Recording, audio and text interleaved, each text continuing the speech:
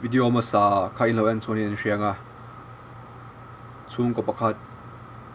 kan em hmel hre to chuan in an mani chuan in rampona an zin don awangin vacation a kal turin anin po cha kha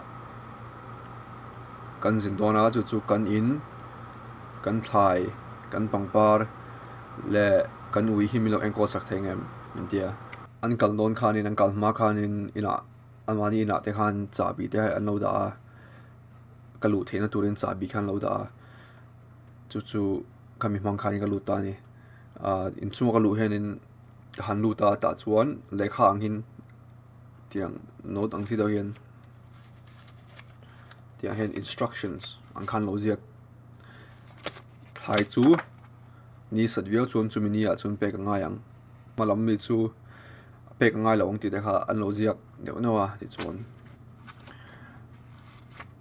ain tanta ka kar chu khami kar chu zan lai ka som bani ari trepa ka valeng chuaka chu chu ron le to ina ka va hozok boka thom no le in thak na tur dang dang ka vala boka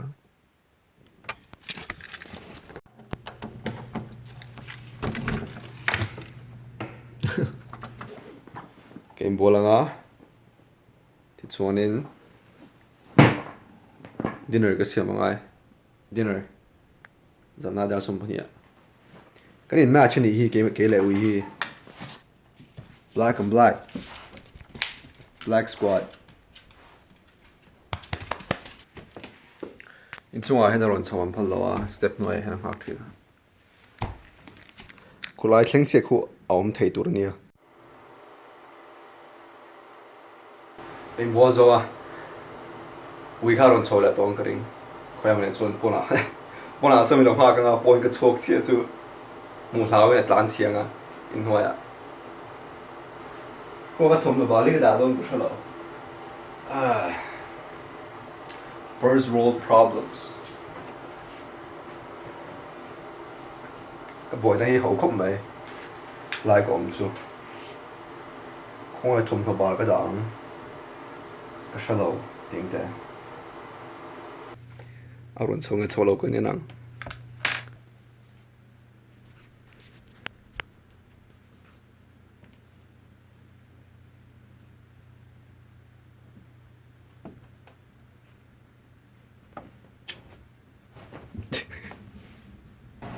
an mani hi bona mo in khom na mo kholai mu ni chuan an ho sa ti portrait thelo an mani thom no anin chedan re an mi zia poni se pa nga yang mai ne pa nga ai yeah an ho sa ti thret thelo an mai an motor kha poni se sports car ba da chu ne ma se ka tinga su an khal ka mu lo nitin khalatan chon mo all right When su ruwa sura pangpar tu pek angai lo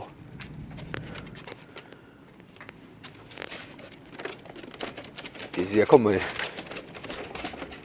pull ti fai ngai sturdy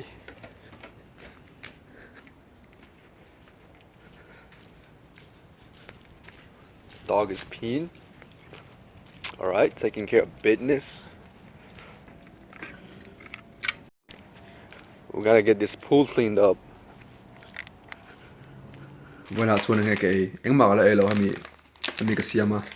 Him to say, "Gala don, gala don." Me why he come and see him. Thailand, product of Thailand. Anin ka chong thu mania basement, noya han basement oma. Gym ka kalna kha basement a gym kha room te ro te ania amaro chu office te pon ne ya this one no pong play in room te po basement a han omla beka kha chu video kan ni lawa this one basement atanga chhuwa chuanin a chhuwa na oma kongka glass door ang hi oma chura ka chhuwa vela chuan pool kha kalna ni ha ni pool kha connect na la it's one basement at tho chuan banga oma so a chuan a piah leh chiah chuan garage tang awm le ni til tools hmanrua an dahna vel thenkhat awm le a chuan lai chhawng kha chuan in kitchen te in sukna room te a awm tawa master bedroom le master bathroom te pawh awm ata khanin ha chu ka lut vak lo an mani khami room a kha chuan a chung sang bera chuan bedroom pathum awma ta chuan bedroom a hianin iduna bera imu thei mintia ti chuan aru ka kain ngai tlawm em awang hianin bedroom lian ngai lo te bera hian ka lo muang katia ti chuan te bera chung a thlang ta mi khwal thren khat ka nei ka thian te rong kal bo khanin aron luta malam tang haron luta ni chu kongka haron kika di chuan ka wa hong a lai kha wow hey in Suvalian ventia this house is swole and the swole more sec hey in Suva sec ventina I think so alien zong khan tu lai trong kam chuan alien khom mai eng na ting en tia min zot na sa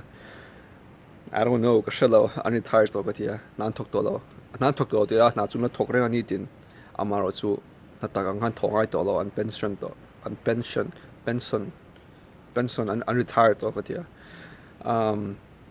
ka thian the American how ka thian chu middle class hey alai whole middle class upper middle class vel ani po chuan an ba ho se am man tia ka ba na kham